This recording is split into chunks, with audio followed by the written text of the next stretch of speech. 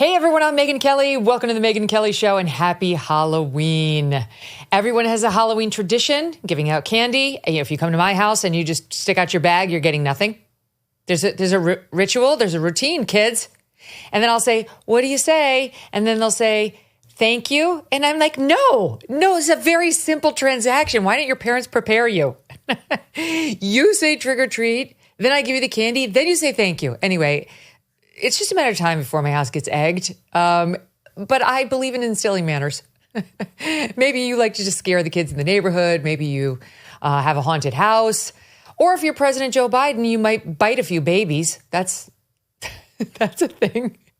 Our executive producer, Steve Krakauer, cannot get over this story.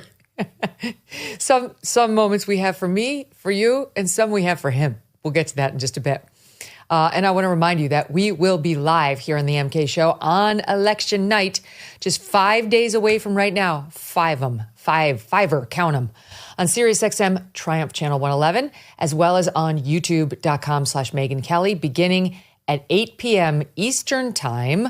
We will have, such a cast of favorites. I don't know. Last time I checked, Steve, what did we have? Like 40? I don't know. Something 30 of your favorite guests who are going to be here to pop in, to tell you what they think, to track the election results. We've got data gurus, we've got politics gurus, we've got regular people who you know and love, and we will find out together, I hope, what the next 4 years will be. We will find out together. I assume you guys will trust me for the coverage after Tuesday if we don't know on Tuesday. But I'm still hoping, am I the last one, that we might actually know on Tuesday night? And I still kind of believe we might. Maybe I'm crazy. I don't know. To help us get ready for all of that, we are going to start the show looking at what the polls are showing us, because we've had some whack job polls dropped in the last day or two. Or are they? To help break down the complicated mixed bag we're seeing, Spencer Kimball, director of Emerson Polling. Don't miss a moment. Subscribe to this show on YouTube and follow me on Insta, Facebook, and X. You know how much my family and I love our dogs, right? I can't imagine life without them. They are so sweet and they have a great life.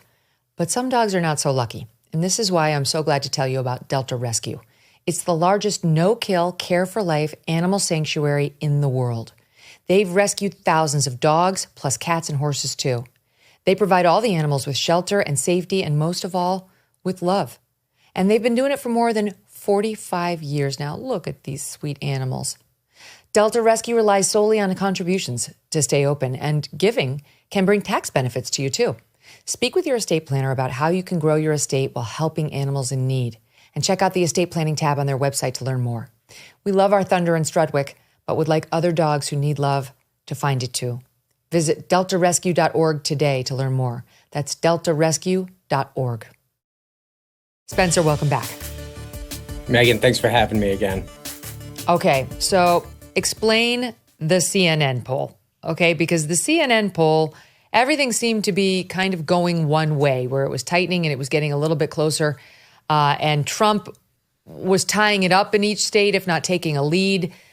But that was good for him because he'd been down 3 or down 1. So to be down 3 and then up 1 or down 3 and then tied was good. And then comes this CNN poll. And I realize that life does not revolve around CNN, but the CNN poll did drop, and it's got a big lead in there for Harris in Michigan and in Wisconsin, like +5 in each state. Do you believe it? Well, Megyn, a poll is a range of scores. And so when we put out a poll result of, let's say, Trump up by 1 point, that range could be Trump winning by 4 or Trump losing by 2. So when you see a poll that has, let's say, Harris up by 5 points in Wisconsin, that poll still indicates that, yes, Harris could win by 5, she could win by 11, but she could also lose by a point. So to me, that type of number is really on the outside, the fringe end of what you'd expect. In 2020 in Wisconsin, the polling generally had Biden up around 6 points, and he won that state by less than 1 point. Michigan had a similar type of polling error. And this is not just CNN, but generally across the polls, underreporting the Trump vote. So yeah, when you take a look at some of these polls, they seem a little as an outlier in the fact that like Michigan or Wisconsin. Wisconsin's been a 1-point race back in 2016. It was a 1-point race in 2020. Do we really think it's going to bounce 5 or 6 points in a direction when it's been so locked in? And then if you jump over to Michigan, do you think Michigan is closer or further away for the Democrats than they were in 2020 when Biden wins by just over 2 points? This would suggest that Harris is doing better than Biden when a lot of the other polling, particularly the national polling, is also showing the race tightening closer to 2016 numbers than compared to 2020. Okay, so having dealt with CNN, which you seem to be suggesting may be a bit of an outlier, take it with a grain of salt. And they haven't been doing a ton of polling. I think their last poll was a couple of months ago. So I don't know if they have their finger on the pulse or what's happening there. But having dealt with that, zoom out and tell us where you think this race stands.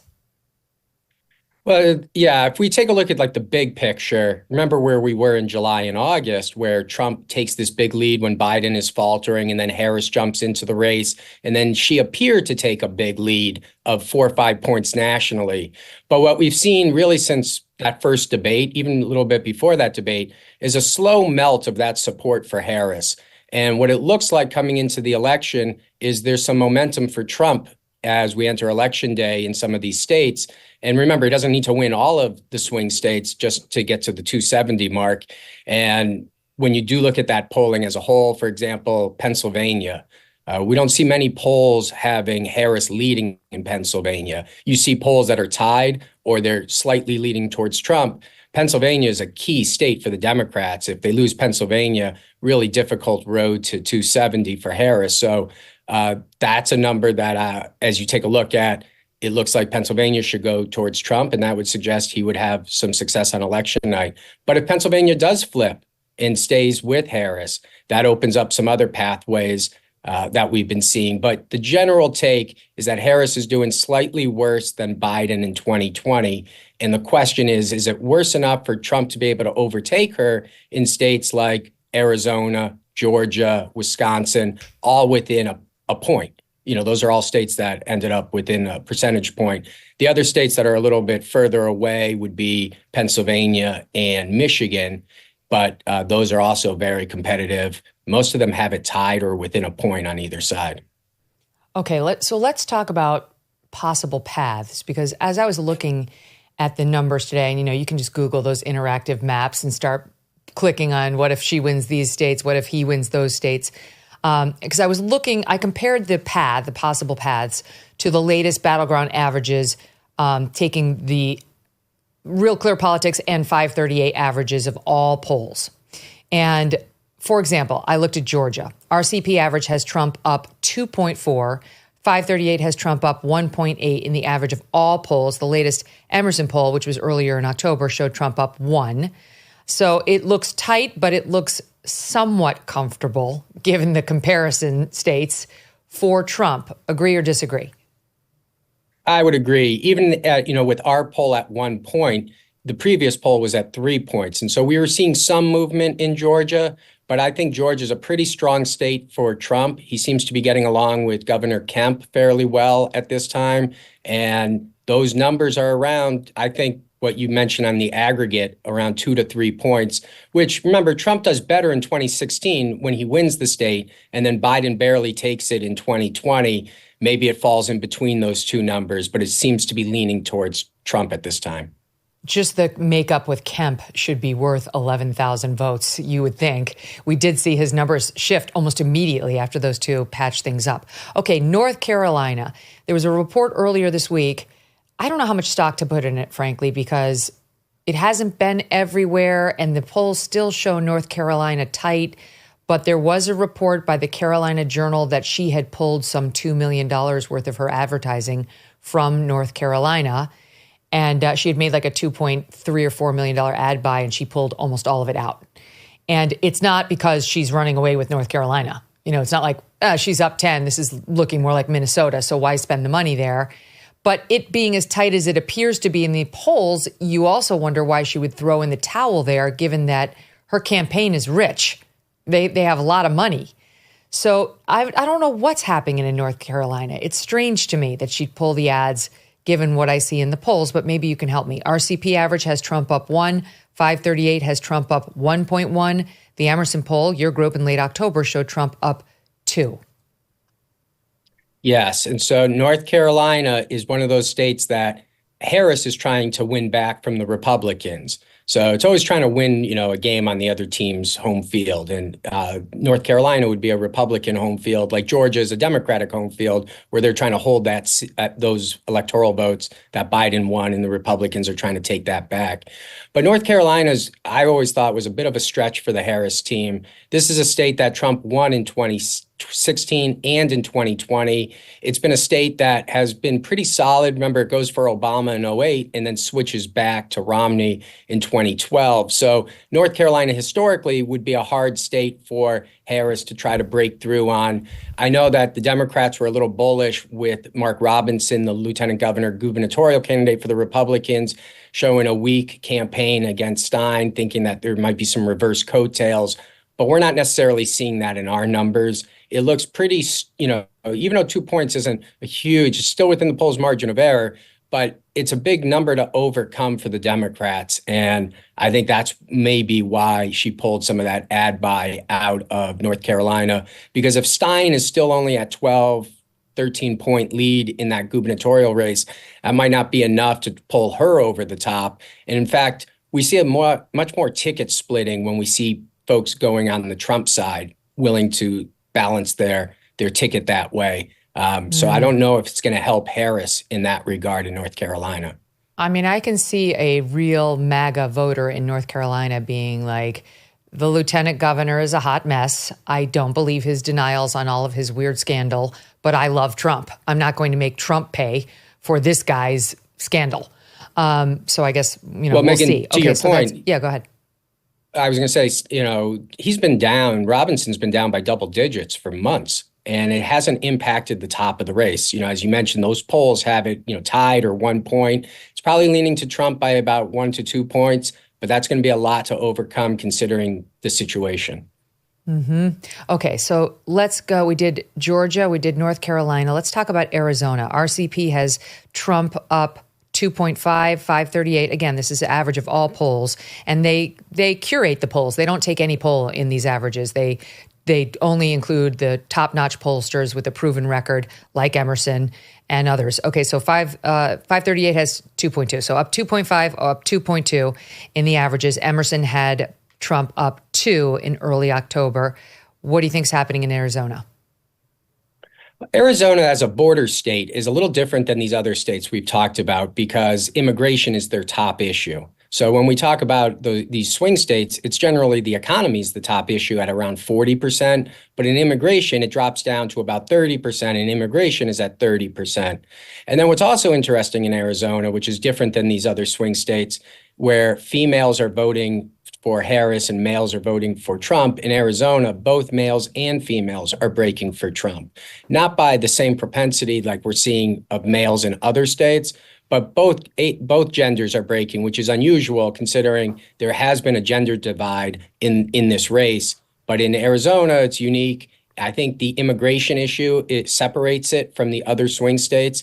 And that's been a state that Trump has been leading for a while. The Senate race there is different, where Gallego seems to have a small but steady lead over Lake, pretty consistent. So there, again, the ticket splitting is what we're seeing, where they'll go with Trump. Even though they went with Biden last time, this is a state where Trump could try to win back those 11 electoral votes. Wow. I mean, Arizona's gone more and more blue lately. They've got this Democrat governor. They've got Democrat senators. So is Arizona still a red state, would you say? I mean, I realize it's one of the swing states, but is it in its nature, do you think it's more red than blue? Well, I think the issues are more red, but I think the voters are more purple, and they're willing to vote across aisle lines. They're not, locked in with one of the parties we may have seen in the past. I don't think it's Barry Goldwater country exactly what, was back in the day. But yeah, there's an inkling based on the issues, particularly on the immigration side, to try to get that resolved and solved. And so those line up better with Republican candidates. But as you mentioned, the Democrats do have, they were able to take both Senate races and the governor's race. So Arizona's definitely been open to the Democratic approach, but they've also rejected too far of a progressive Democrat. And that's what makes the Gallego race really interesting, that he's been able to hold on to that lead, even though he's a little bit more progressive than where Arizona tends to be. Yeah, you got Mark Kelly. But I mean, Gallego, he's definitely a progressive guy, but they just don't seem to be responding well to Carrie Lake for, a host of reasons. She was on the podcast saying, I disagree. My internal polls say that these polls are wrong. We'll find out very soon whether any of that is true. Okay, so far, based on this discussion, it would appear Trump is actually looking good in Georgia, in North Carolina, and in Arizona. And Nevada, remarkably, Spencer, seems so far to be leaning Republican. Doesn't mean things won't change over the next 5 days as the voting continues, but like something incredible is happening in Nevada. Well, Nevada, used to be more of a swing state. It's become more Democrat over the last, 6 to 8 years. Obama helped make it more Democrat, but they've been pretty strong at like 2.5 points for Clinton, 2.5 points for Biden. Now the race is much tighter. It's about 0.5 point. I still think it leans towards Harris, but Trump has made up a lot of ground. Again, the Senate race seems Jackie Rosen's got a stronger lead over the Republican Brown by a couple of points. So you're not seeing any coattails from Trump moving down, perhaps. But that's a state where I think the Democrats can still hold it. It's 6 electoral votes, which are important, but it could also swing. It's really rolling the dice there in the Silver State. Those polls have been really tight. Now, what's interesting there is that you've got this huge Hispanic population, and Hispanic polling is really difficult to do. Some Hispanic in the Hispanic community, they're much more not as confident of taking the polls. They're not willing to answer the phones or give out that information. And so sometimes that polling can get a little wonky out there. But what we've seen is a pretty consistent close race between these two candidates for a couple of months. But what I'm basing my comments on are the John Ralston reports on how the early voting seems to be going. And it seems, we discussed this with Charlie Kirk yesterday, like the Republican votes coming in are exceeding anything they've seen in the past. And from counties that they didn't expect, like the Democrats so far, the response in Clark County, which is that's how they win the elections out there, right? Clark County, it's the Vegas district. That's how the Democrats win. The Democrat response has been lower and the Republican response has been higher than they anticipated.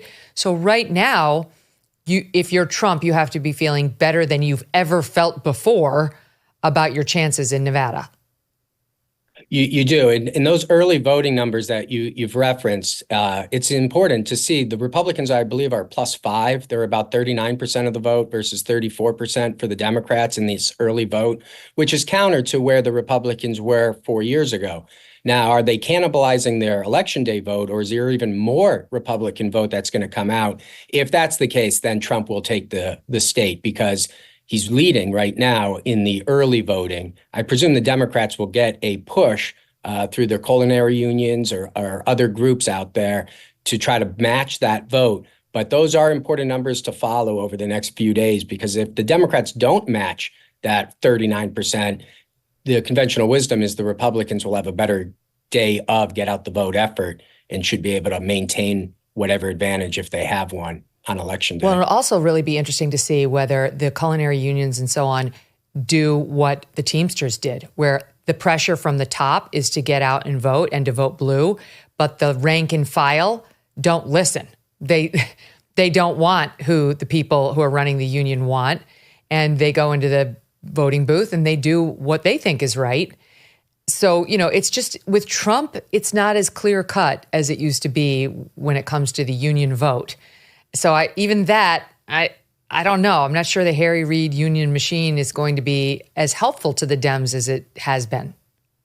I think that's a great point, Megyn. And it's not just in Nevada, it's Michigan, it's Pennsylvania. What we're seeing is this whole change of the electorate happening right in front of our face. And sometimes you don't recognize it when, the wind's blowing in all these directions, but I can see the union votes shifting a little bit from left to right, and then more of that elite higher educated vote shifting a little bit more from the right to the left. And we'll see how it all balances off on November 5th.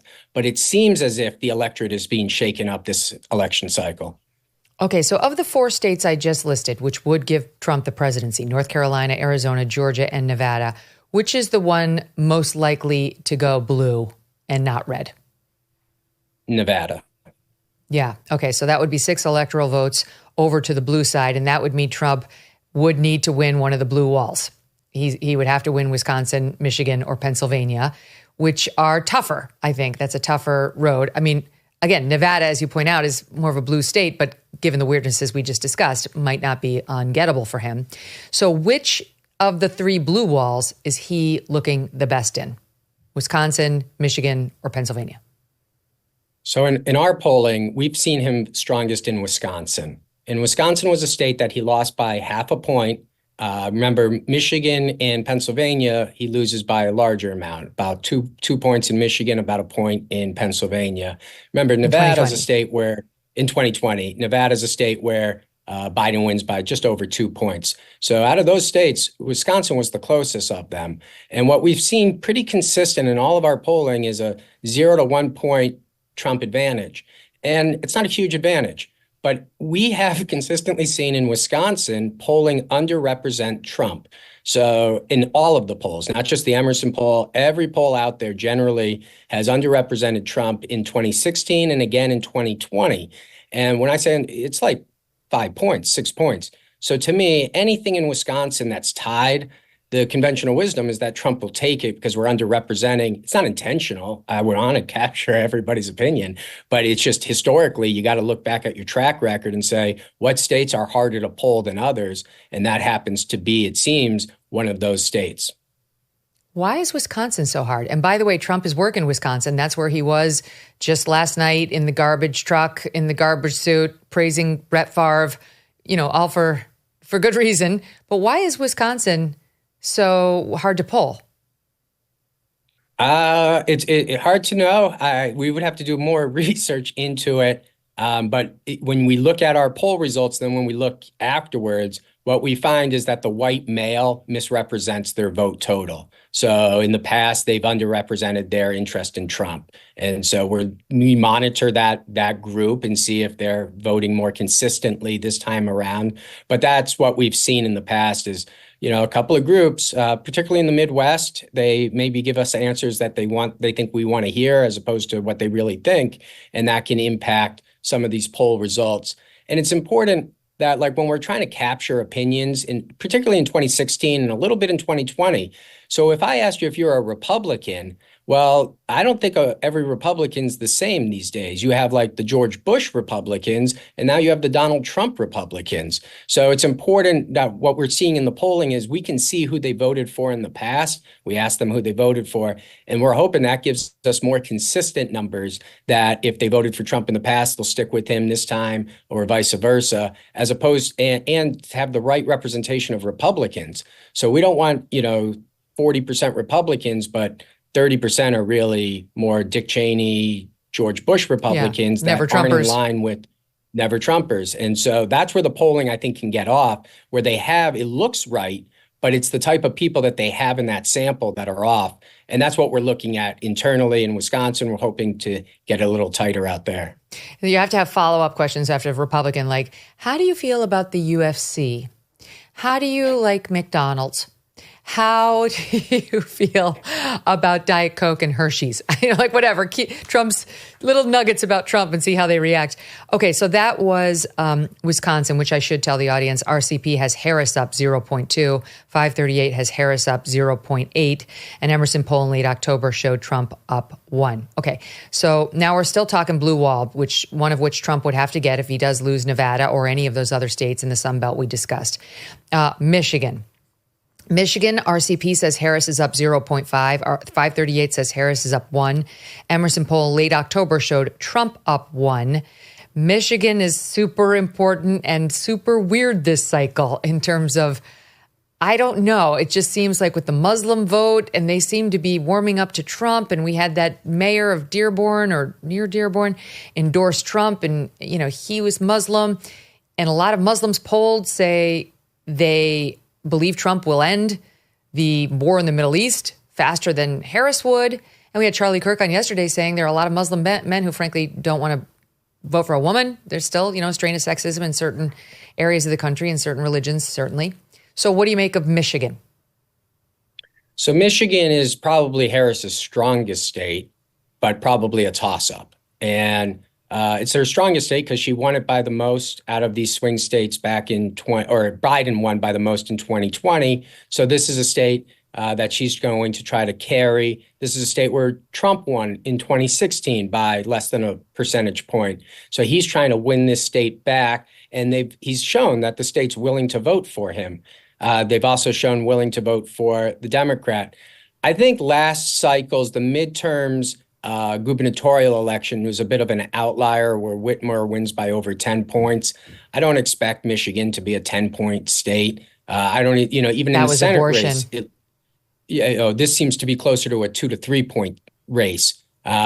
But again, I think Harris is slightly underperforming where Biden was in 2020, even in Michigan. So I don't think she's as high as that 2-point lead that he had. It could be at a half a point, and it certainly could go over to Trump by a point or two. So it's all within that range of scores that we talked about at the beginning where, you could have a poll at 5 points on one side and 1 point on the other. And the polls are all maybe within that margin of error if that candidate wins by, let's say, 2 points. And we'll obviously have to wait till maybe November 5th or after to find out what the final results are. Right.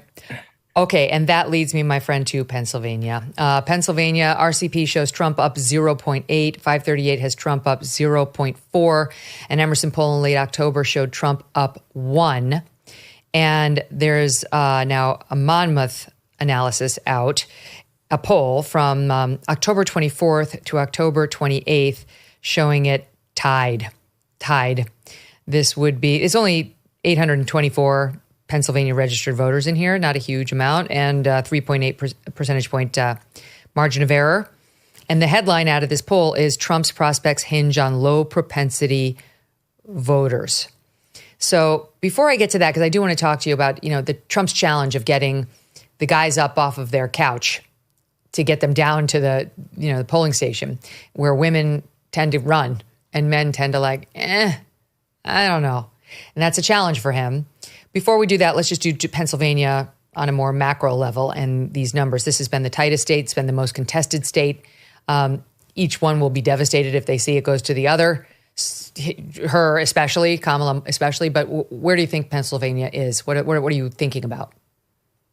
Yeah, so Pennsylvania to me is the keystone state of the election, and everybody's been watching it for a while. This was Biden's home state in a sense, Scranton, and it was one that he was able to wrestle back from Trump by about a point. And again, it seems as if Harris is running a little bit lower than where Biden was last time, particularly in minority groups where the vote isn't as strong. And that is a gender divide as well that we see there. But we do notice that those numbers are slightly under. And older voters, Biden did slightly better with those over 70 compared to what we're seeing with Harris right now.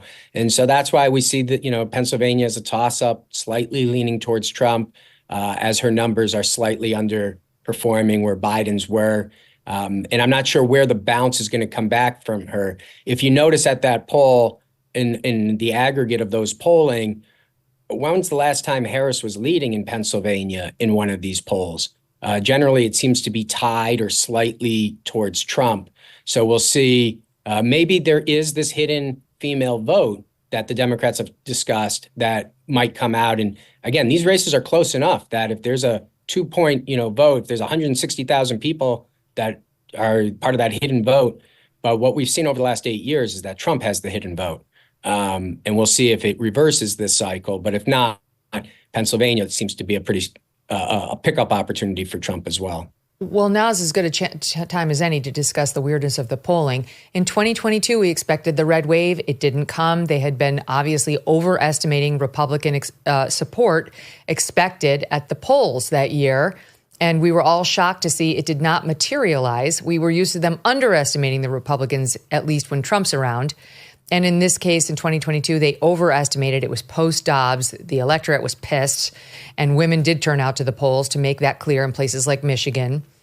The big thing, of course, was Trump was not on the ballot, so he didn't really give the low propensity voters a lot of reason to get off the couch and go to the polling station. But it's not 2022 anymore. He's back. He's done the McDonald's. He's done the garbage truck. He's doing everything a candidate can do to create that warm, fuzzy feeling in the hearts of his voters. Like, I love the guy and I must help him. So how do we reconcile polling errors of the past where we don't overestimate the Trump vote now as a way of correcting the underestimation of Trump in 16 and 20?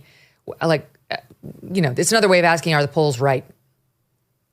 Yes. And so they'll be within the margin of error, I presume 95% of the time. But this is a historical thing that you've seen. Like President Obama in 2008, he breaks the record for the most votes ever, 69 million votes he gets. And that record doesn't get broken until 2020. So it was a phenomenal campaign. And then what happened in 2010? He loses the Senate, loses the House, and then 2012 he comes back and he's on the ticket. So I do agree that when you have the candidate on the ticket, that's when you're going to pull out that major vote. Now, maybe some pollsters overestimated that turnout in 22, but I would be careful not to expect that same turnout in 24. So the midterm elections, like in 2018, you don't see that Trump turnout, and the Democrats do really well. In fact, most of the seats that they're defending this year are those seats of 2018 because it's in that cycle. So they were able to win in that midterm election. This time, they don't necessarily have the wind at their back as much as they did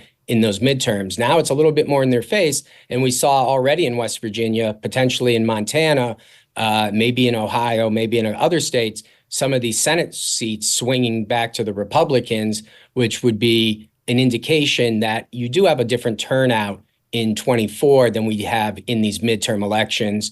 And you could look at 2018 as a basis for that.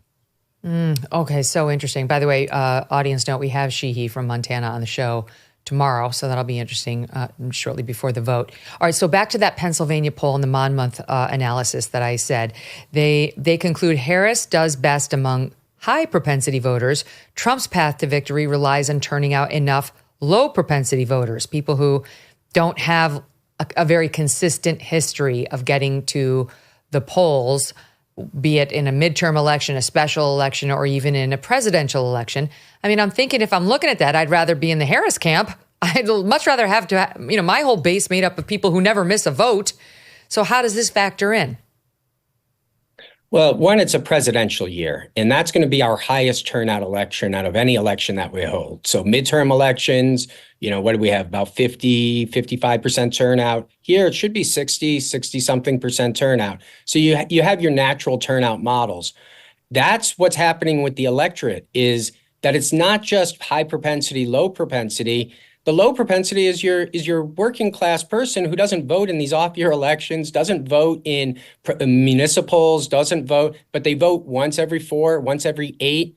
In 2016, we saw people that hadn't voted in like 16 or 20 years and came back into the cycle just to vote for Trump. And that's that hidden Trump vote that we continue to miss in both of those cycles. And the question that the Democrats now have is maybe there's a hidden Harris vote that we're missing in this cycle and that we're overestimating Trump.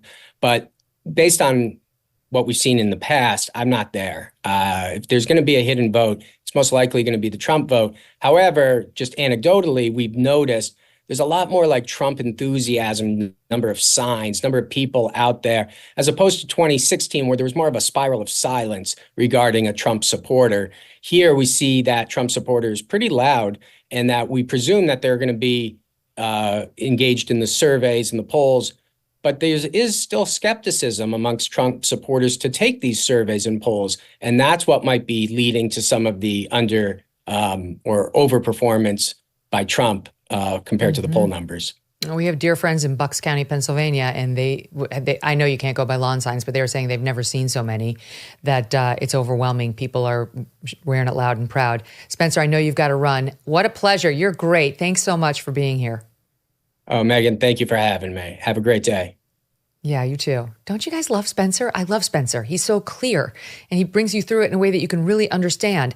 I do want to point out two things I didn't get to with Spencer. I talked about that Monmouth poll in Pennsylvania, which shows them tied. Quinnipiac just dropped a poll conducted October 24 through 28, and it shows Trump up to 49 to 42. Margin of error is 2.1, so it could be in there. They also show the gender gap has widened. Men back Trump by a 20-point margin. Women back Harris by a 19-point margin. Trump going on all those male podcasts, from Rogan to Theo Vaughn to our good friend Sean Ryan seems to have helped. That's my guess, because in October 9th, men backed Trump plus 11, and he's almost doubled that. Now he's up at 20. Harris had a 15-point advantage back then. Now she's gone up just 4 points with the women. And then finally, in the USA Today, pollsters dropped a new poll on Michigan that had the candidates tied. So a very different story than that CNN poll showing her up 5, which again, Spencer points out, could just be a margin of error situation. It's not consistent with any other of the data that we're seeing. So very fascinating. We're not going to have to wait much longer, I think, to know the actual data. And nor are we going to have to wait much longer to hear from Stu Burguiere and Stephen L. Miller, otherwise known as RedSteeze. They're next. Cyber attacks are on the rise, with corporate megastores falling victim to data breaches that could expose your private information. Now these same megastores are lobbying D.C. politicians to pass something called the Durbin-Marshall credit card bill. According to our sponsor, Electronic Payments Coalition, this bill could leave you even more vulnerable to credit card cyber attacks, while the megastores pocket billions in additional profits. Learn more at guardyourcard.com and then consider telling Congress to guard your card. The Electronic Payments Coalition says Americans lose when politicians choose.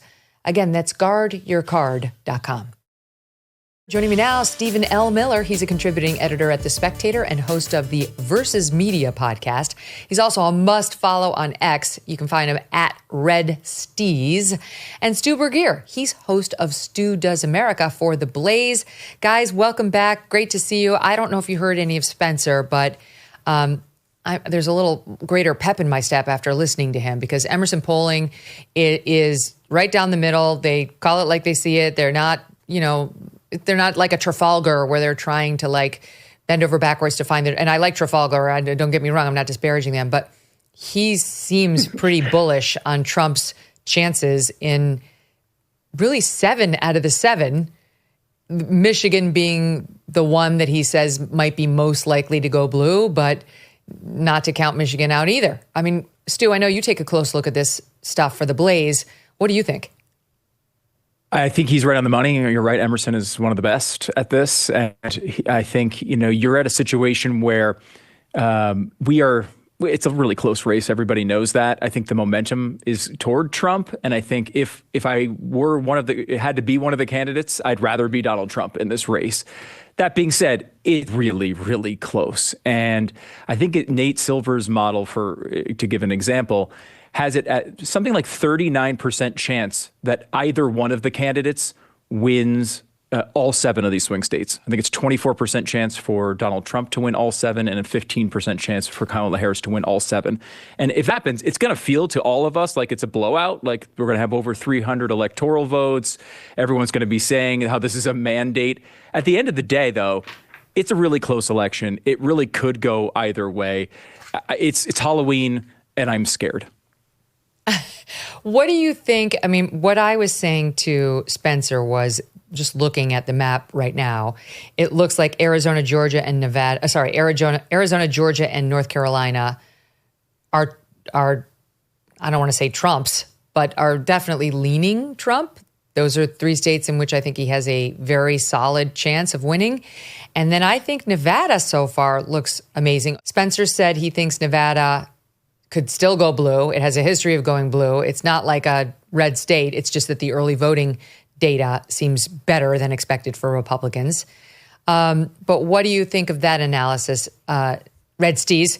Because I think Trump could do this with just the Sun Belt just those Sun Belt states and wouldn't even need to touch any of the Rust Belt, which I think he probably will anyway.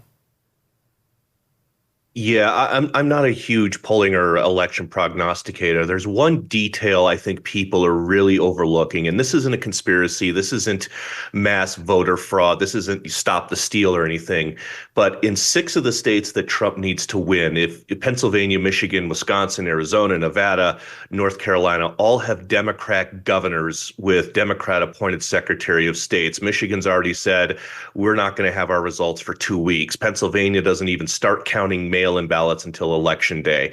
And so I'm kind of out here looking at, if you're out here saying that Donald Trump is a fascist and he's the next Hitler, are you guys really going to obey every election law and certify Hitler?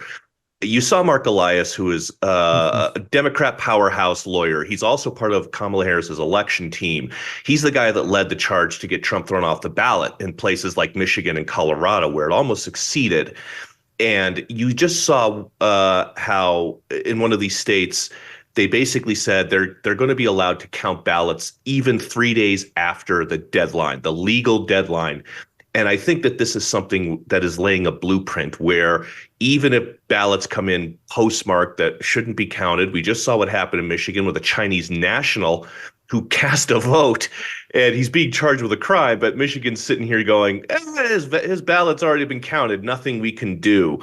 I don't think people are preparing themselves for the amount of shenanigans that are going to happen. And this is not a conspiracy. This is not Donald Trump screaming about voter fraud. And it's not. This is about, again, the rhetoric matching the actions. And if Donald Trump is Hitler, and if he's a fascist, do you really think that Whitmer, Shapiro, Evers in Wisconsin, Hobbs in Arizona are just going to go ahead and go, well, I guess we have to certify the election for Hitler?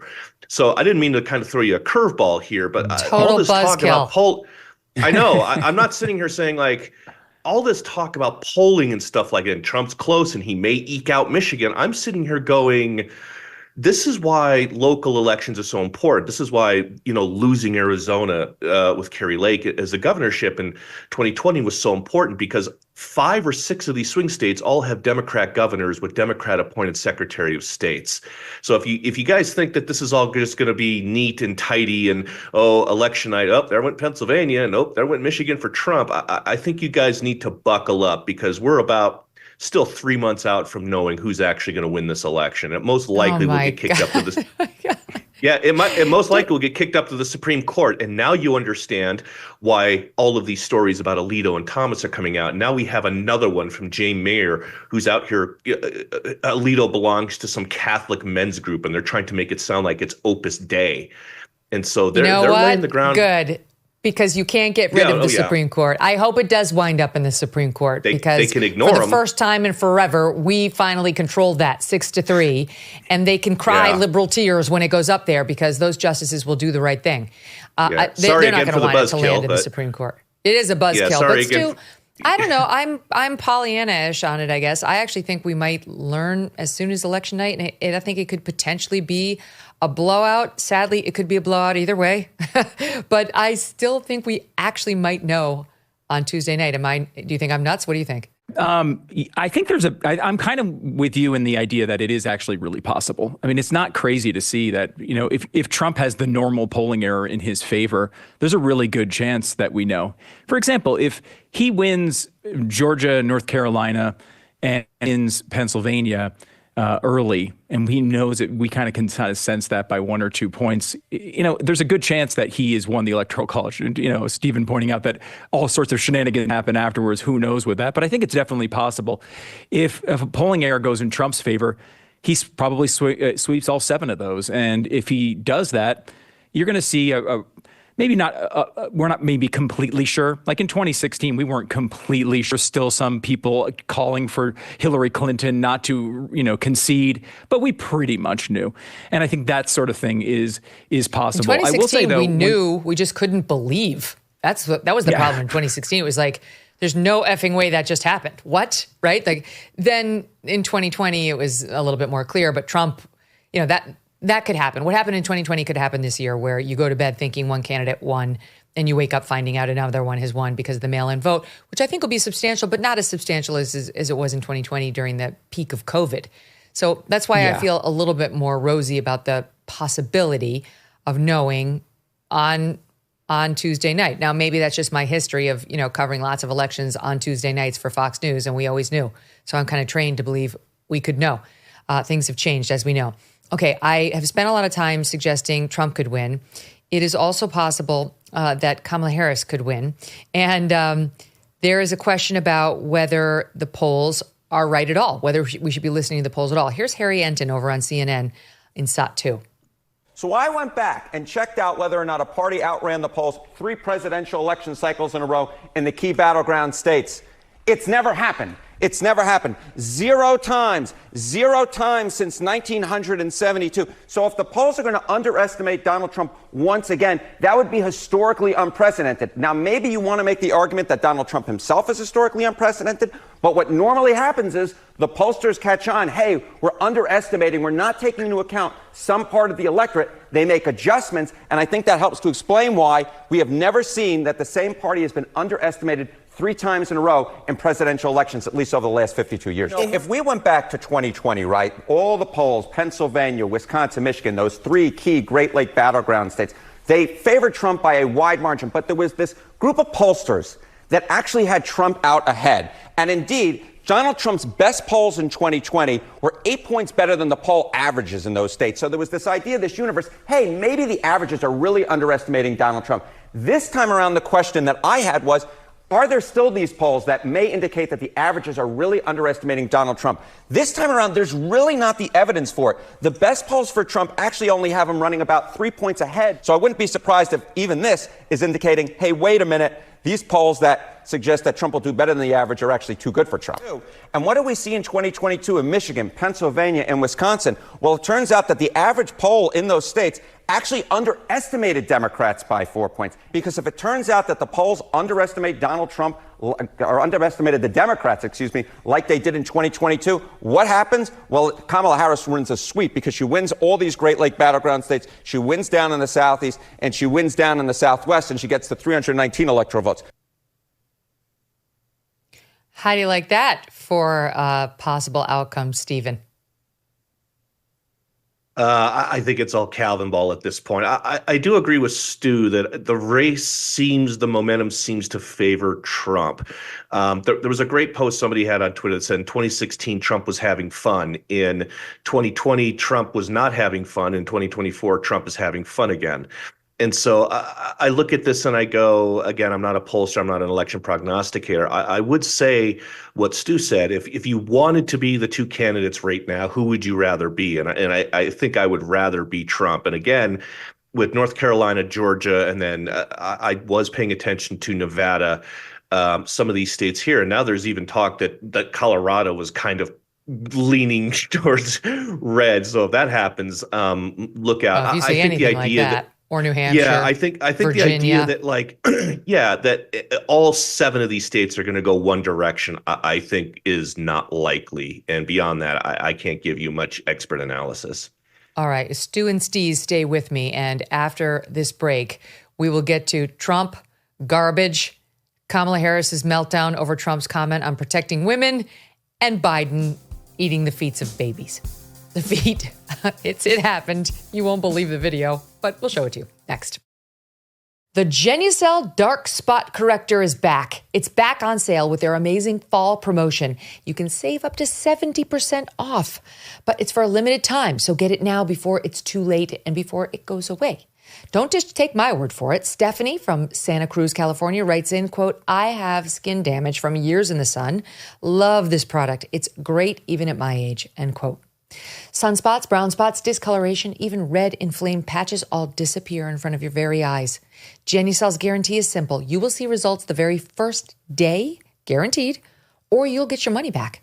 So take advantage of the Genucel Complete Skincare Package at about 70% off, completely risk-free. Go to Genucel.com/MK today and start looking years, even decades younger tomorrow. Plus, as a special gift, all orders of the Complete Skincare Package come with a limited edition beauty box with 2 skincare essentials free. That's GENUCEL.com/MK, Genucel.com/MK. First of all, happy Halloween again to everybody just tuning in. And don't forget, we are live right here covering election night for you on youtube.com/Megyn Kelly and on SiriusXM, Triumph Channel 111, starting at 8. Tonight, I will be going as hot garbage. That will be my Halloween costume. I think you're really going to like it when I post it after the fact. I decided to do what all the young gals do, even though I'm not young anymore, and not just make it garbage, but hot garbage. That's what every woman seems to do. You could go as a burger. You have to be a hot burger. You could go as a cow. There was a picture in the New York Post yesterday of some woman who's going as a hot cow. So I'm going as hot garbage, which actually is a thing. Okay, anywho, garbage. Trump did the right thing and leaned in. He wore the garbage vest. He got in a garbage truck. He held a quick mini presser from the garbage truck. Here's a little bit of that in Sot 4. I think the Democrats have done a very poor job. We're leading in every state. We're leading big, and I think that the comment made by really both of them, because there are really two of them, about being garbage, maybe 250 million people, they shouldn't be talking. That's like deplorable for Hillary. This is the deplorable for Hillary. And I think this is worse, actually. For Joe Biden to make that statement, it's really a disgrace. I love Puerto Rico, and Puerto Rico loves me. I don't know anything about a comedian. I don't know anything about the comedian. I don't know who he is. I've never seen him. I heard he made a statement, but it was just a statement that he made. He's a comedian. What can I tell you? How do you like my garbage truck? This truck is in honor of Kamala and Joe Biden. So first of all, one of the great things about Trump that goes under-recognized is that he tells you exactly what he wants you to think. That's effective messaging. It's worse than Hillary's deplorables. It is worse than Hillary's deplorables. He wants that in your head. And the garbage thing, like it's that bad, like over and over telling you how you should think about it. That's the genius of Trump. And that picture right there of Trump in the garbage truck that reads Trump, Make America Great Again on the side 2024 with the American flag flying large and blowing in the wind from where he is. It's another iconic photo, just like the one of him in McDonald's. It is another iconic photo. So then Trump goes and holds his rally in Wisconsin, and he tells the story. This is just classic Trump of how this whole thing came about, the truck and the vest, which he is still wearing inside the rally arena while he tells the story. And I come into the arena, and I say, where's my jacket? I want to get out of this thing. And they said, it would be unbelievable if you could wear it on stage. I said, no way. I got 25,000 people standing outside. I got all these people here. There's no way I'm wearing it on stage. They said, oh, okay, sir. I said, get me my jacket. But if you did, it actually makes you look thinner. I said, and they got me. I said, I want to wear it on stage. When they said I look thinner, I said, in that case, I'll wear it on stage.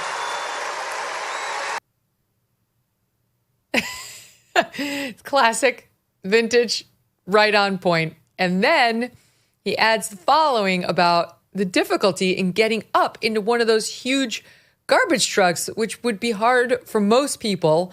And, Trump's not exactly the slimmest man. And talked about how it was a little bit challenging for him. So I said, man, if I don't get up there, this is going to be very embarrassing. These stupid people, they'll say, he's cognitively and physically impaired. And I can't do that when I'm alongside of this great athlete. I got to get up to that. So look, the first stair is like up here. I'm saying, shit.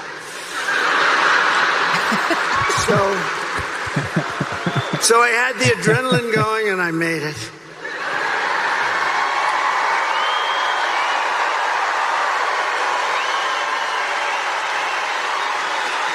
I made it.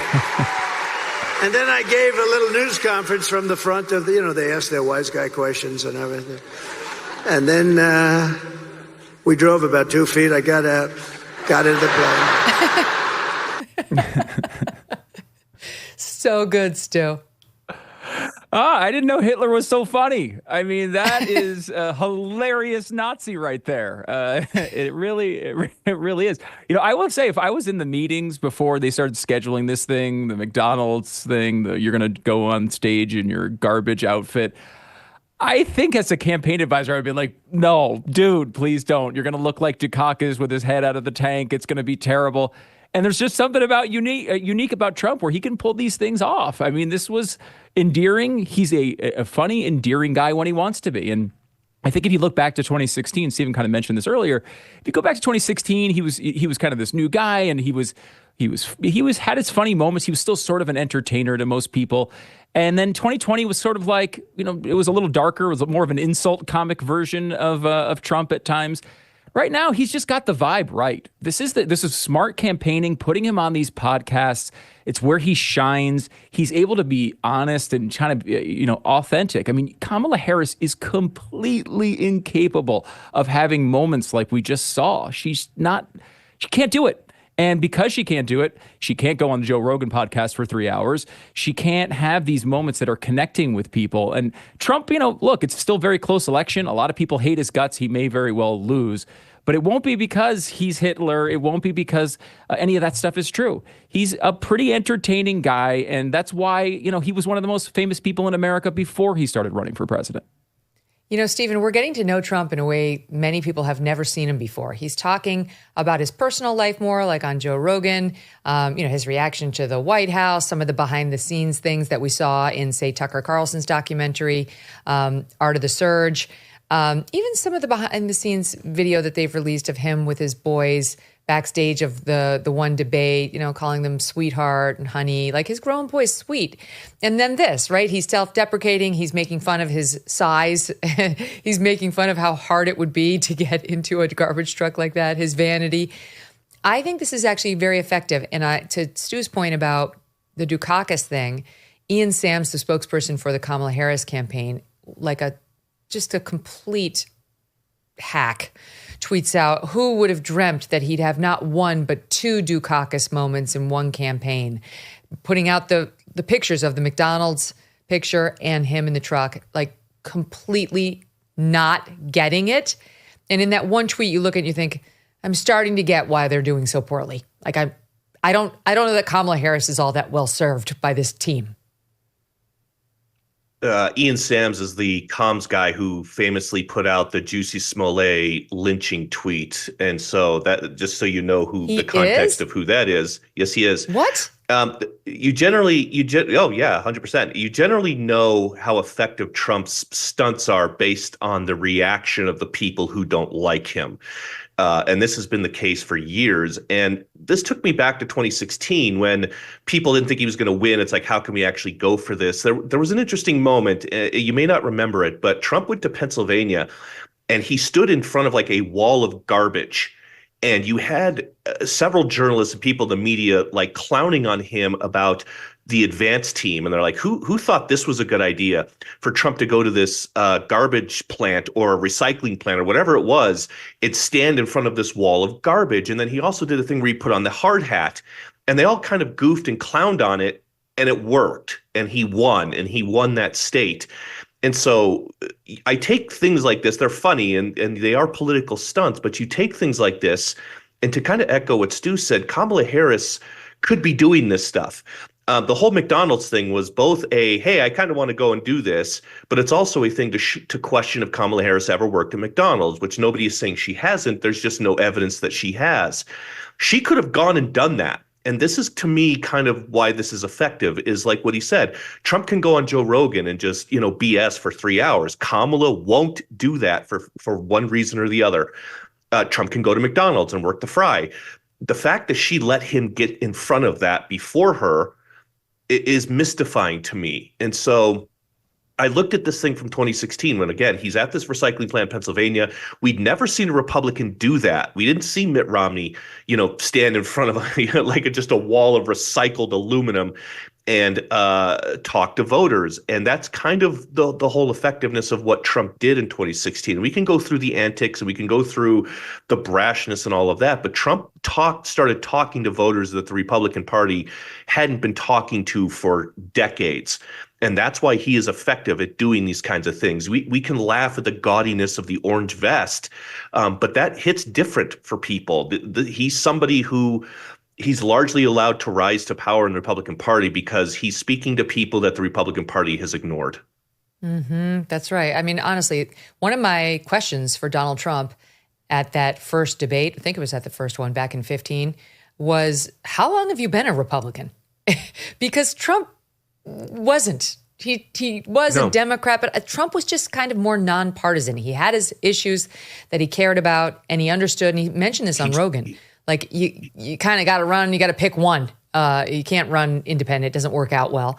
So he picked Republican. And instead of him falling on his face and the Republican Party squashing him, he bent the Republican Party to his will, and it's now his party.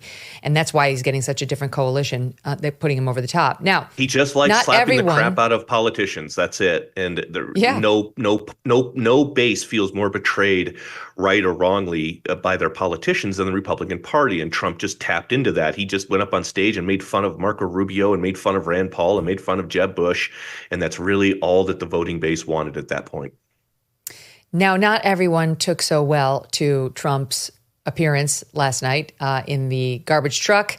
I give you Norah O'Donnell, who seems to be on, like, I don't know if she got some sort of, maybe she was jealous of her co-host of that vice presidential debate, Margaret Brennan, for getting all of the criticism from anybody who was paying attention for that debate. Maybe she wanted to be in the news more for her bias, because she seems to be on a streak of getting as hardcore leftist as possible in her last waning months in the anchor chair.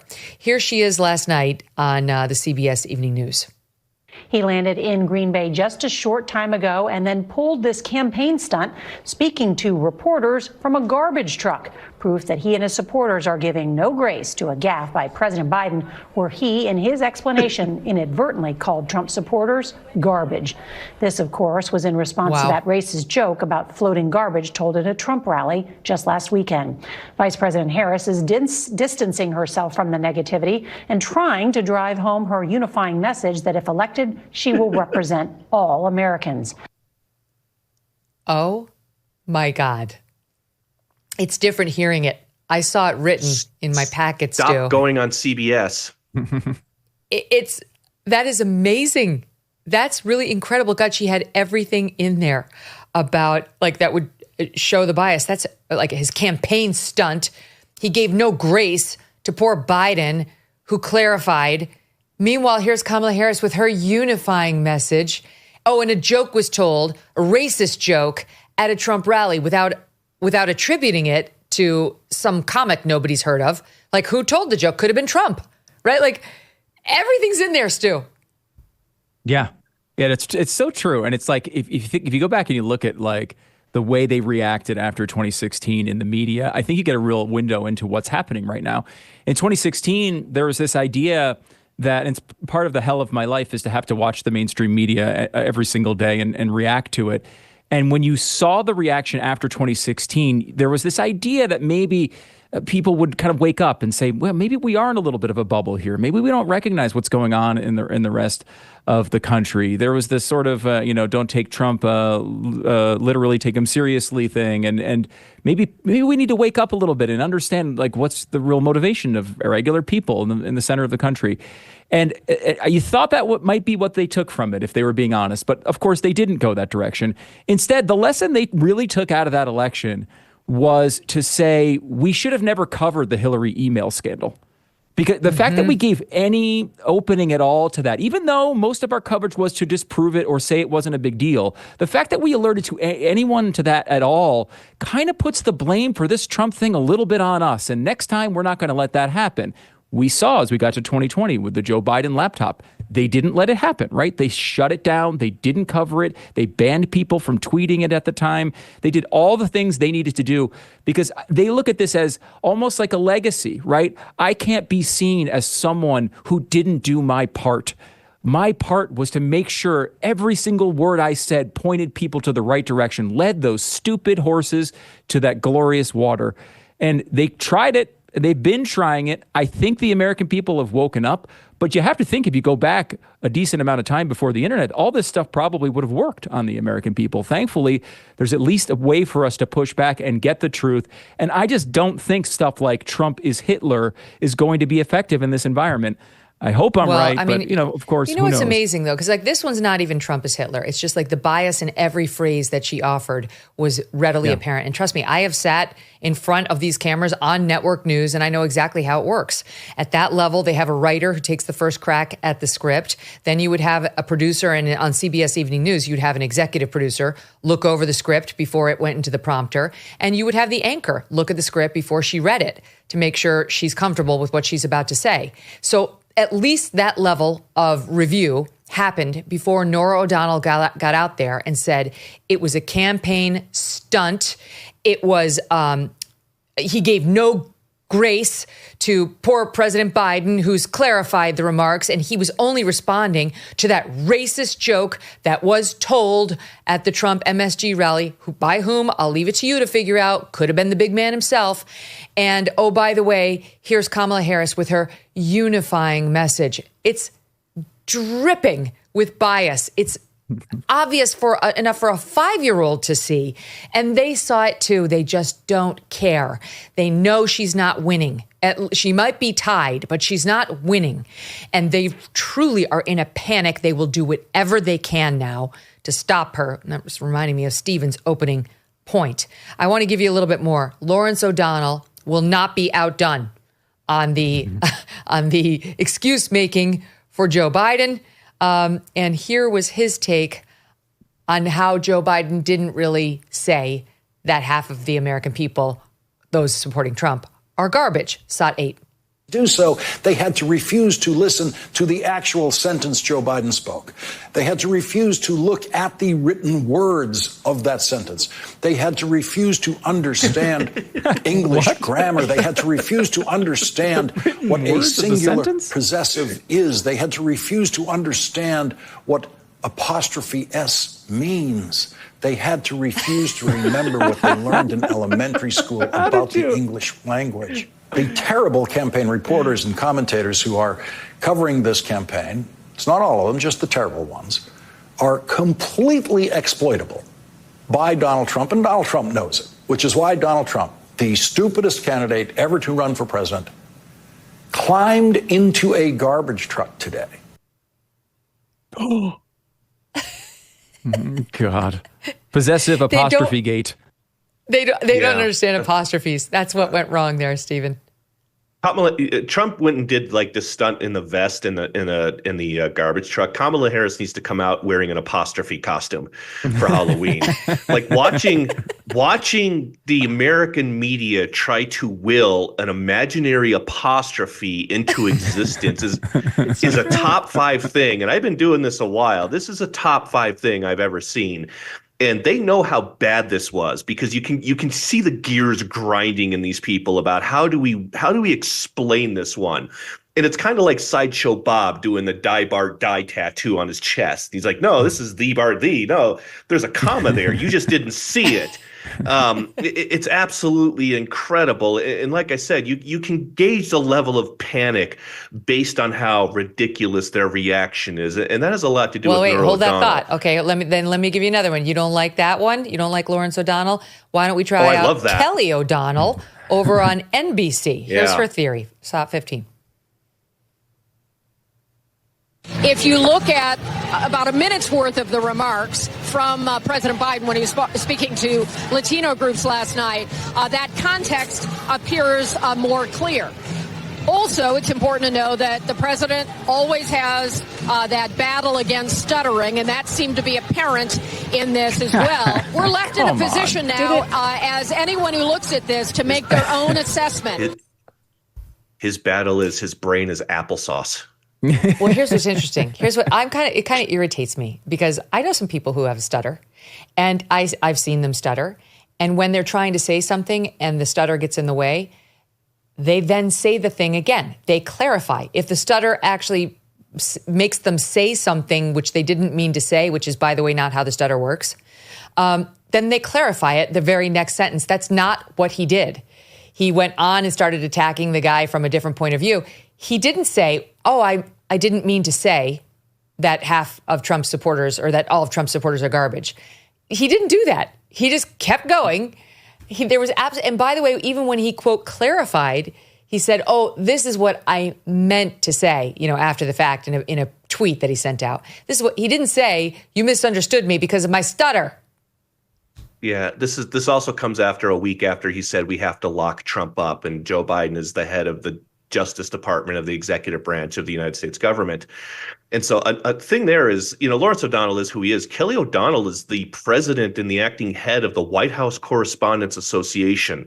So she's in charge of all the White House press briefing people and whatever. She's the person who kind of oversees that whole organization. And so Stu said something that I've been on for a while, that when Kamala, was installed into this nomination, they all view this as a 2016 redo. We have to get this one right. So he's right. We're not going to cover emails. We're not going to cover Doug Emhoff punching a woman in the face in public. We're not going to cover anything that could be the story that leads to Donald Trump being back in the White House, because the one journalist who does that becomes a pariah. They become a leper in their own industry. No book deals, no TV hits, no promotions, no shows, no anything. And that is, once you realize that, that's where all of this comes from. And as far as CBS, I hear everyone screaming about bias, and I'm someone who does it all the time. Republicans need to stop going on CBS. They need to make a unified message that says we are not going to engage with this network anymore. This is not a news network. When Stephen Colbert is the flagship personality of CBS News, and this is a guy who hosts a propaganda show for the Democratic Party, they're all just kind of following suit here. And so I guess eventually you have to do something about this. And CBS has been pretty much the most egregious actor. But Norah O'Donnell is the person who hit the mute button on J.D. Vance during a presidential debate. Either you guys will learn your lesson, or you can just keep engaging in the same kind of behavior and keep screaming about bias. Eventually, you have to do something about this. I mean, I have to say, I kind of respect the people who are on the left who are like, he shouldn't have taken it back. He should have just stuck with it. They are garbage. Like, that would be more honest. Good luck. They won't, right? But I mean, that also happened on CNN. Here's Mark Preston, and then I'll show you Charlemagne. Watch 13. I'm of the mindset that if you say it, you might as well just embrace it. And I do think that that's a problem for Democrats. If he said, listen, yeah, I do mean all those racist supporters of Donald Trump. Yeah, I do think that they're terrible. I think that people would look at the Democratic Party a little bit different, that the Democratic Party in general doesn't look like they are strong enough, and they will always back off of things. And I think that when Joe Biden backs off of saying what he really believes, I don't think that's a good look. I love this guy, Mark Preston. I appreciate him just saying it as he actually feels it's due. They're garbage. We all understood that's what Joe Biden meant. Republicans are garbage. And F him for backing down. It makes the whole party look weak. I mean, it's like Jerry Maguire. Honesty. Thank you. Right? That's how I felt watching that. Yes, we all know that that's actually what he meant. Thank you for just saying it. Yeah, I agree. I mean, come out and say it. I mean, this is explicitly what their closing argument is anyway, right? If Trump is Hitler and half the country is going to vote for Trump, I mean, were there good people voting for Hitler? Like, obviously they're all terrible, right? I mean, it's explicit in their argument about what the country is made up of. And, Hillary Clinton obviously took a political beating for her deplorables comment. But what Trump said is true. It wasn't nearly as bad as this. If you go back and listen to the context of Hillary Clinton, she didn't say all Trump supporters were deplorable. She just said half of Trump supporters were in the basket of deplorables. Just a basket. It's still completely wrong and a terrible thing to say about, in this case, a quarter of the country, but it's better than saying half of them are garbage. That's where Biden is, and no apostrophe is going to get him out of it. This is the point Charlemagne was making. Charlemagne's really gone over to the TDS world. He was on the show 6 months ago, and he was kind of like, I don't know if middle road. He was definitely not a Trump fan, but he didn't sound like this hardcore anti-Trump. But boy, he's there now. Take a listen. I don't understand why he's walking that back, because I mean, based off the examples he gave, like if you are a person who supports those examples that he gave, you are garbage. Maybe I got to hear it again. I thought he was being very specific. I thought he was talking about people who agree with, Tony. That's what he meant, but he didn't get there specifically. He was trying to, like, it was a little, not nuanced, but like any gray area with Biden, they're going to try and grab it. And that's what they did. Everything with Biden is gray area. But that's He's 97 years old. Everything is gray about Biden. So unfair to Biden. That's his point too, right? Like, why wouldn't you embrace it given the overall messaging? All right, let me give you one other thing. Kamala Harris was asked about it. We played her remarks yesterday. She said, I strongly disagree that we should be judging people based on who they vote for. So good. That was the only possible answer. And then she got asked again. My audience needs to brace itself. And here's how she answered. SOT 12. Do you sympathise with any voters who do feel offended by or insulted by the garbage comment? I am running for president of the United States. I will be traveling to 3 states today to do what I have been doing throughout, which is talking with the American people about the fact that, first of all, I get it in terms of the concerns they have about challenges like the price of groceries. Second, my highest priority is to address that and to lift them up around their ambitions, their aspirations, and their dreams. Oh, there's the line. There's the line. No. The ambitions, aspirations line. You know what? Every time. If there are like 3 college students out there looking for a costume tonight, you could go as that. I'm the ambitions, I'm the aspirations, and I'm the dreams. You could have like a little brother following you with it. I'm the work ethic. This is all she's running on. Just these words that have no actual meaning in terms of policy and what she's actually going to do when she gets in there. What a pivot, right? He says, do you empathize with any of the people who are feeling offended at being called garbage?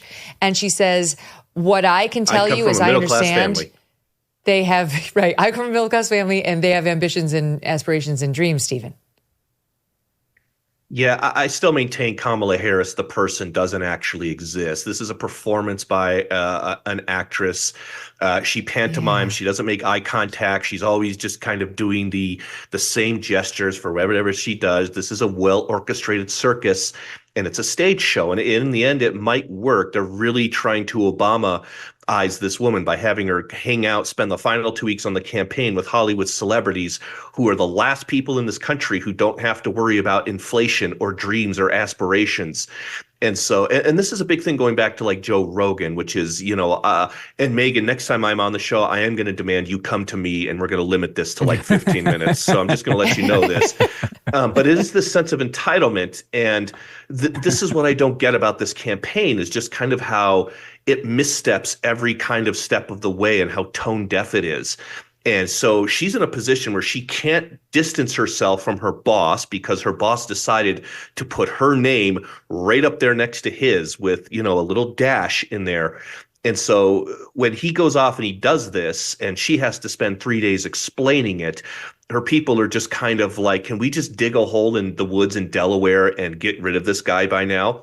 And so she's doing this juggling act. And unfortunately, she is not capable of pulling off the rhetorical tricks of somebody like Barack Obama. She's like, it's so dumb. This is a no-brainer. Yes, I do empathize with them. I can see how that would be really insulting. And again, let me make clear, it's not how I feel.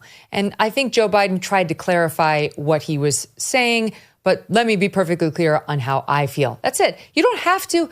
When someone says something that incendiary, not only do you disavow it, you clobber them over the head with a club and then continue disavowing. There's absolutely nothing to be gained from leaving any ambiguity about just how grossed out you are about the comments. But she's scared. As always, she's scared. And she's supposed to take on Xi Jinping.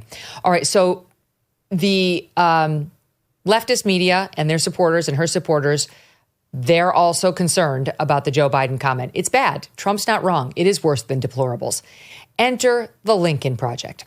And the Lincoln Project, which is this group of, never Trumper former Republicans who are just the most vicious anti-Trumpers there are now, tries to change the narrative to Trump said it too. Trump said it too. And I saw somebody adding me on X yesterday with this. This is somebody from the Washington Examiner. Like, Trump said the whole country is garbage. Hello, he didn't. This is a different controversy. But what Trump said, Venezuela is sending us their prisoners and gang members like we're a garbage can. Like the United States is their garbage can. Not the same. Hello. The Lincoln Project refers to a different issue and puts together the following little bit. Sot 9. And it's not her. It's the people that surround her. They're scum. They're scum. And they want to take down our country. They are absolute garbage. This is from a September rally. So they're pushing that clip out. Like Trump called the people around Kamala Harris scum. And by the way, before I get to what he actually said, here's Lawrence O'Donnell again, making the most of it. Lawrence O'Donnell, who's like very, very clear that we need to make sure that we study the person's actual statement and we not get it wrong. Here he is responding. Did Donald Trump mean that everyone who voted for Kamala Harris to be our vice president 4 years ago is garbage? That's 80 million people. Or did Donald Trump mean the Harris campaign staff? That's hundreds of people. Or the vice president's White House staff? Dozens of people. Or maybe the vice president's family? Did he mean her husband, Doug Emhoff? Donald Trump has never apologized for saying they are absolute garbage. Okay. Here is the actual Trump quote from that September rally. Great patriots have been indicted by Fawny and her boyfriend, and it's a disgrace. Hillary Clinton wouldn't acknowledge the election. All of these senators like Shifty Schiff, but if we do it, it's a serious, serious crime. These people are sick. We got to get them the hell out of there. That was a fraud. 818,000 jobs, that's a fraud. If Comrade Kamala Harris gets 4 more years, you will be living a full-blown banana republic ruled by an anarchy and a tyranny. You're going to have something, and it's not her. It's the people that surround her. They're scum. They're scum. And they want to take down our country. They are absolute garbage. There you go. So he is talking about Fani Willis, Adam Schiff, Hillary Clinton, people who have tried to deny his election, impeach him, and throw him in prison. He named names, the people around her. He named the names. He never said all of her supporters, her voters, or anything close to what Joe Biden said that night, just 2 nights ago, Stu. But this is, I mean, what are you going to do? It's the Lincoln Project. However, this is desperation. That's what we're watching here. I think it is desperation. And I would note, too, to Lawrence O'Donnell, if he was talking about Doug Emhoff, if you knock up your nanny and slap women in public, then yeah, kind of you are garbage. You are scum. Yeah. So I have no problem with that summary. Yeah. And I think like they're going to try to make this out to be, if they lose, they will say, oh, I can't believe that gaffe by Joe Biden at the end. Sure, that might be a factor here. But the bigger gaffe by Joe Biden was the 4 years of his presidency. The reason why this is close is because they've failed on every major issue that matters to people. You want to talk about a gaffe, go back and look at the people in Afghanistan hanging off the tires of a plane as it goes down the runway. That's a gaffe. A gaffe is 19% inflation. A gaffe is people not being able to afford groceries. A gaffe is, millions of people streaming across the border at will and committing crimes on the American people. Those are the things that are making this close enough that Joe Biden being a moron and blurting out what he's been thinking in private all the time in public, that's what makes that a problem. If they were up by 8 or 10 points, this wouldn't be an issue. They failed forever, and that's the real problem here. There's no spin control and no apostrophe that can save them on this. It's so true, isn't it? It's like you watch a football game, and one side is up, 34-3, and they're winning, and you can see they're going to win. And when the other side gets close to scoring its second field goal, the winning team will try to stop it. We'll put out the defense. We'll say, you're not going to score that point on us. But when that winning team does win, it's because they played the game properly from the beginning. It's because they ran up the score properly from the beginning. And right now, what we're seeing with, Team Trump trying to fight back against some of this nonsense is they don't want another field goal, right? They want to keep her score low, so they will fight her disinformation. But I think if and when she loses, it's going to be because they allowed all those other points to get to 34 before this last week of nits trying to get like a few points on this and a few points on that. Like, this race is already won or lost. That's my feeling. It's won or lost right now before the next 5 days. We're just waiting to find out what the final score is, and the voters get to tell us. But these little attempts to like, ha-ha, or ho-ho, even the Joe Biden garbage remark, I think it's all net interesting, and we're fighting for these little three-pointers, but the huge points have already been scored or not scored. I do want to say something. If you're a kid sitting in an elementary classroom, the last thing you want to hear your teacher say is "Enter the Lincoln Project." So along those lines, I think Megyn has a point there. I do think that this is just trying to just generate outrage over the most littlest things. The interesting thing about the Puerto Rican thing, and they spent 2 weeks on Detroit. Trump basically said Detroit's a hellhole, and then Kamala comes out and the media comes out and says, "How dare you say that?"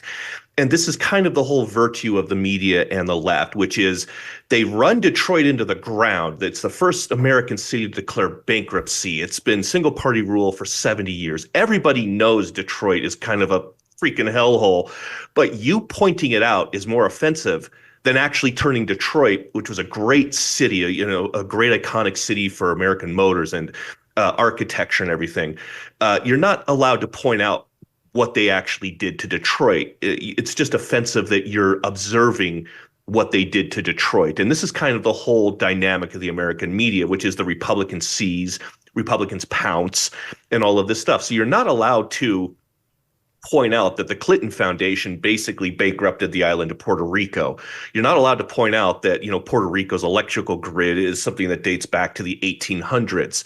It's just offensive when you say it. And so, again, this is the whole dynamic that they're working off of. And it's one that they're going to continue to do here for the next, 5 or 6 days. As I said, with polling, they're kind of already signaling what's going to happen here. So like I said, buckle up for election night. This is not something that I'm going to go against the grain with you guys here and say I don't think that this is something we're going to know about on election night. And like I said, I warn that 5 or 6 of these states that Trump needs all have Democrat governors with Democrat Secretary of States.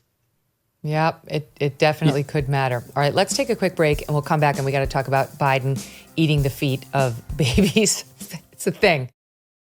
Am I Racist is the Daily Wire's box office hit comedy, and it's the #1 grossing documentary of the decade. Good news is it's now available to stream exclusively on Daily Wire Plus. From the same team that brought you the cultural phenomenon, What is a Woman?, comes their next big question. Am I racist? In this hilarious and revealing film, Matt Walsh goes deep undercover, infiltrating the bizarre world, truly, of diversity, equity, and inclusion. It's so good. You've got to see it. He gets the most powerful figures in the race-hustling establishment to say all the quiet parts out loud, exposing the absurdity of modern corporate and institutional diversity practices. And now you can witness the collapse of DEI from the comfort of your own couch. But here's the catch. You can only watch Am I Racist with a Daily Wire Plus membership. So don't miss out. Go to dailywire.com/subscribe and use code DEI to get 35% off your new annual membership. That's dailywire.com/subscribe and be sure to use the code DEI, love that, for 35% off your subscription. Am I Racist is streaming now exclusively on Daily Wire Plus. I want to start this segment with a story we talked about earlier this week. Tucker Carlson, Ben Shapiro, and others, although those two publicly took to X to tell the New York Times to F off for collaborating with the disgusting, vile hate group Media Matters to try to censor their shows. They were trying to gin up support or comment for a story, a hit piece that the Times was doing on these conservative commentators and really on YouTube for airing their, quote, election misinformation. Well, the New York Times is out with their story today. And to YouTube's credit, it is standing firm that these alleged instances of disinformation do not violate their policies. So good for you, YouTube. But look, this is only going to get louder and more problematic. Ben posted on X that the Washington Post is working on their own story now too. And there's so much uncertainty about what may happen in this political and cultural landscape in 2024-5 that we're watching it. You know, right now, as you know, you can get the Megyn Kelly show free. You can listen to us on SiriusXM. It's free via podcast. It's, you know, you can go to YouTube, you watch some ads, and you can watch, and we hope that that will remain the case. But we started to feel a little irresponsible without having any subscription relationship with you, absolutely no cost whatsoever. We just want to make sure that we're in touch just in case we do somehow get censored or stricken off the air. So you can go to megynkelly.com/subscribe now. Again, this is not going to cost you $1. We just want to make sure that if anything happens, you have access to the show and we have access to let you know how you can see the show, and we can alert you there to any changes that may be coming up with the show. We have absolutely no desire nor any plan to make the show behind a paywall, and we will not spam you. We don't sell email addresses or any of that. So anyway, it's megynkelly.com and you can sign up there. Back to Stu and Steez. Okay, we got to talk about Biden and the babies. It's very weird. I know it's Halloween and I know they're babies and they're adorable. We all feel that way. But when it's somebody else's baby, you shouldn't put your mouth on it. It's kind of... It's kind of Is that a hard and rule. fast rule? It is? Hard and fast, Stu. You heard it here first. Here is first where he comes out and he, quote, eats a baby dressed up as a chicken at a White House event. Three babies.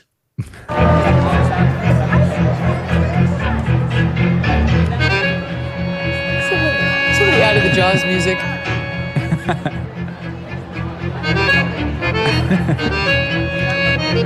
It was happening there? They were playing the Jaws music out as he ate the baby?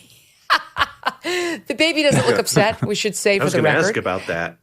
No, the baby looks fine. I don't know why somebody put the Jaws music on as Biden walked over to the baby and pretended to eat its leg. Well, actually did put the leg, the chicken leg, I guess, in his mouth. And then there was this one where he ate, again, a baby's toes at the same event. Let's look at this. This is just video. Stand by. Here he goes. She's holding the baby up for him. He grabs the naked foot. He puts the foot in his mouth. He puts the toes in his mouth repeatedly. That's 3 times in his mouth. The mother doesn't seem upset, but she promptly walks away with her baby. I'm sorry, but it is a rule, Stephen. You don't put other people's babies in your mouth. Yeah, he's just in, DGOF mode at this point. I get people are freaking out about this, but people have to remember the adrenochrome is the only thing keeping him alive at this point. And so sometimes there's not a baby behind closed doors that is readily available. You have to, you're fading so fast that you just have to just make it look and steal the essence in front of everybody. So, yeah, I mean, the funniest thing about this, this is who Joe Biden has always been. It's just kind of like what are you doing, man? And especially around like kids and swearing in ceremonies. We've always kind of seen this, but yeah, I guess.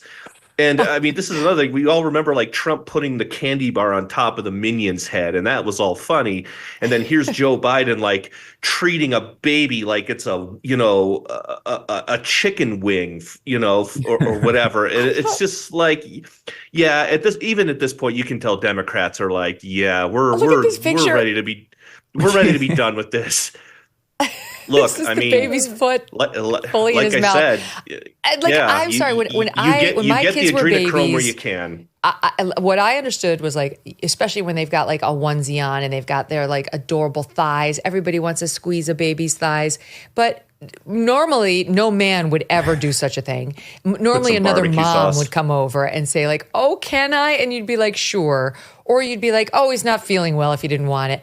But no one ever, and I've had 3 children, ever put my baby's feet in his mouth. That's certainly not the president of the United States still. Yeah, well, to be fair to Biden, I think he may have been a little confused there. He may have thought he was trying out for Is It Cake on Netflix, and he thought maybe if you bit into the baby, it would actually be made of cake. So we don't know for sure. That's Abigail Finance's favorite show. Yeah. I think there's this thing too where it's like if the good looking guy in the office comes in and says your dress is nice, you're like, oh, thank you. What a nice compliment. But if the creepy guy comes in, you're like calling HR. There's a little bit of that here too. Like, if a normal grandpa comes up to your kid and does something adorable, oh gosh, oh yeah, that's so cute. But it puts your child's foot in his mouth. No, I don't. There's don't do that, grandpa. Don't do now that. Yeah, now we know why he thinks he only has 6 grandkids instead of 7. We know where the 7th one went. I really think it's just further evidence that we've lost Biden. I don't like. That's our current president, FYI. He doesn't know what he's doing. He has absolutely no filter for his behavior or his mouth. I am on Team Harris in her pleas that he should stay underground. If you wanted her to win, of course, that's what she should want and what he should do. But unless he's doing it on purpose. I say let him go. Let him get out there. Time with the babies, time with the microphone. Just say what's on your mind, sir. You're the sitting president of the United States. You can do it. Guys, thank you. Thank you, Megyn. Thanks, don't need any babies. Stay safe out there tonight. Yep. And maybe try guys, a baby keep an eye or out two. for me. Consider my, I think somebody should go like the wife should be the hot garbage and the husband should be the garbage man. It's not too late to get one of those vests like Trump had. All sorts of ideas available to you. Okay, so I want to tell you, the audience, that tomorrow we're going to have Nicole Shanahan here, RFKJ's former running mate. She will be here